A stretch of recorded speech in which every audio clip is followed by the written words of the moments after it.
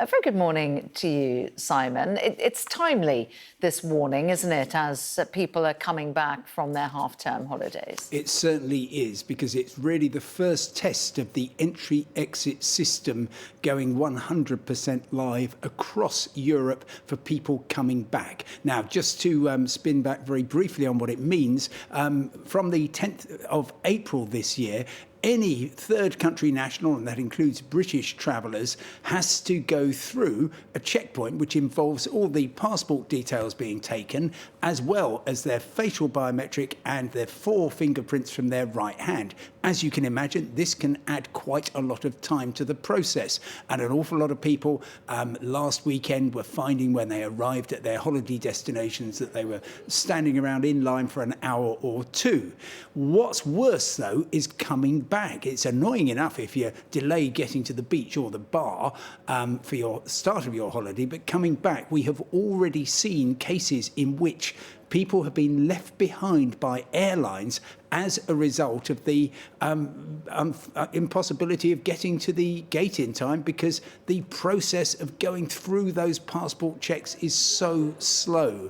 That is extremely upsetting for the people involved and very expensive, because the airlines say, sorry, we can't do anything. I talked to the boss of EasyJet. He said, yeah, we hate leaving people behind, but unless we keep to time, it just wrecks our whole schedule and it jeopardises flights late in the day. So today we have Yvonne Moynihan, she is the boss of Wizz Air in the UK, saying, right, everybody, you've got to get to the airport 3 hours ahead to try to avoid this problem.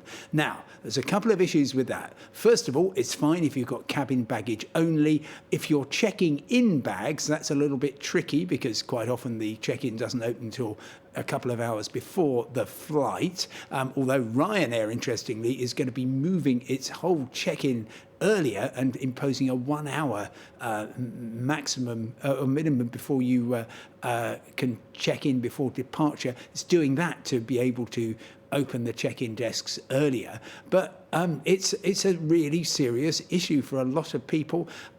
Very, very patchy. Palma de Mallorca, they seem to be doing everything really well. They've got loads of these kiosks you would have seen at the various airports. People are being pushed through really quickly. They're using e-gates for people who've already done the facial biometric and the fingerprint scanning, and that's working really well. But but there are particular problems, aren't there, Simon, with some countries? Oh, yes. I'm hearing a lot of complaints from people going through Italy, for example. Yep, absolutely. All 3 of the Milan airports, for example, are having problems. I was just going through a couple of weeks ago, Milan Malpensa airport, both going in. It took just over an hour, and I was the first one off the plane. Then leaving Milan Malpensa, really, really slow queues again there. We've seen people left behind by EasyJet at Milan Linate and by Ryanair at Milan Bergamo, and so there's serious concerns there. On the other hand, Greece has said, we are going to suspend all biometric checks for British people. We don't want to spoil their holiday, so therefore we will simply let them in just by having a quick look at their passport. But even there, yesterday at Athens airport, the system fell over, and so people were waiting for 3 hours because they had to write down all the details from the passport painstakingly. You can imagine how long that was taking. And Simon, is this a one and done check, in that the headache from this should subside over the next month or so, or is this going to persist? And what are the airports doing about it? Well, the airports, ACI Europe, representing the European airports, just basically saying, as a number of airlines are, for goodness sake, this isn't working smoothly. Can we just suspend the whole thing till September? We'll have another go in the autumn. The European Commission, which is running this and has got an awful lot of at stake here, is saying, no, it's actually working pretty well in most of the places. The trouble is, you've got basically 30 different countries all employing their own version of what the rules should mean, and that is getting very messy indeed.